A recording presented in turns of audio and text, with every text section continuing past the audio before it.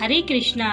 आज हम भगवत गीता के चौथे अध्याय के 41वें श्लोक का अध्ययन करेंगे। भगवान ने अविवेक और अश्रद्धा के सहित संशय को ज्ञान प्राप्ति में बाधक बतलाया।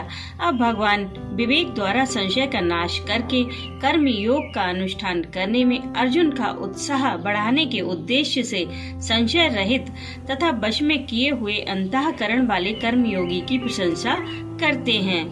योग संन्यस्त कर्माणम ज्ञान संचिन्न संचयम आत्मबंतम न कर्माणि निबध्नन्ति धनंजया।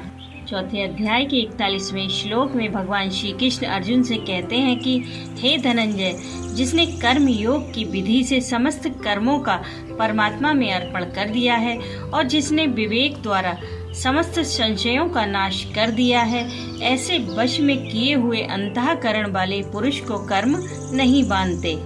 यहाँ स्वरूप से कर्मों के त्याग का प्रकरण नहीं है। इस श्लोक में जो यह बात कही गई है कि योग द्वारा कर्मों का संन्यास करने वाले मनुष्य को कर्म नहीं बांधते, इसका अर्थ स्वरूप से कर्मों का त्याग कर देने वाला नहीं, बल्कि कर्म योग के द्वारा समस्त कर्मों में उनके फल में ममता, आसक्ति और कामना का सर्वथा त्याग करके उन सब को परमात्मा में अर्पण कर देने वाला त्यागी ही मानना चाहिए। अब समझते हैं ज्ञान संचिन्न संचयम पद में ज्ञान शब्द का क्या अर्थ है।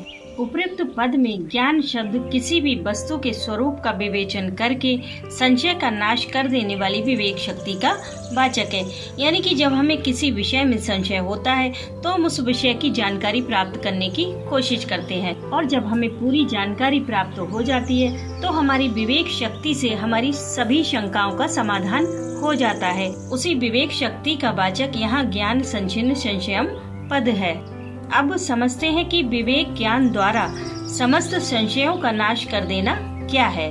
ईश्वर है या नहीं है तो कैसा है, परलोक है या नहीं है, यदि है तो कैसे है, कहाँ है, शरीर, इंद्रिय, मन और बुद्धि ये सब आत्मा है या आत्मा से भिन्न है, जड़ है या चेतन, व्यापक है या एकदेशीय, कर्ता भोक्ता जीवात्मा है या प्रकृति, आत्मा एक है या अनेक, यदि एक है तो कैसे है और यदि अनेक है तो कैसे है, जीव स्वतंत्र है या परतंत्र, यदि परतंत्र है तो कैसे है और किसके परतंत्र है, कर्म बंधन से छूटने के लिए कर्मों को स्वरूप से छोड़ देना ठीक है अथवा कर्म योग के अनुसार उनका करना ठीक है अथवा सांख्य योग के अनुसार साधन करना ठीक है। ऐसी जो अनेक प्रकार की शंकाएं तर्कशील मनुष्यों के अंतःकरण में उठा करती हैं, उन्हीं का नाम संशय है।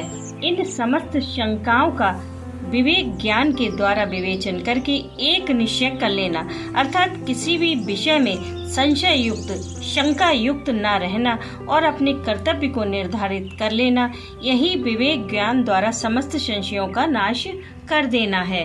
वश में किए हुए अंतःकरण वाले पुरुष को कर्म नहीं बांधते।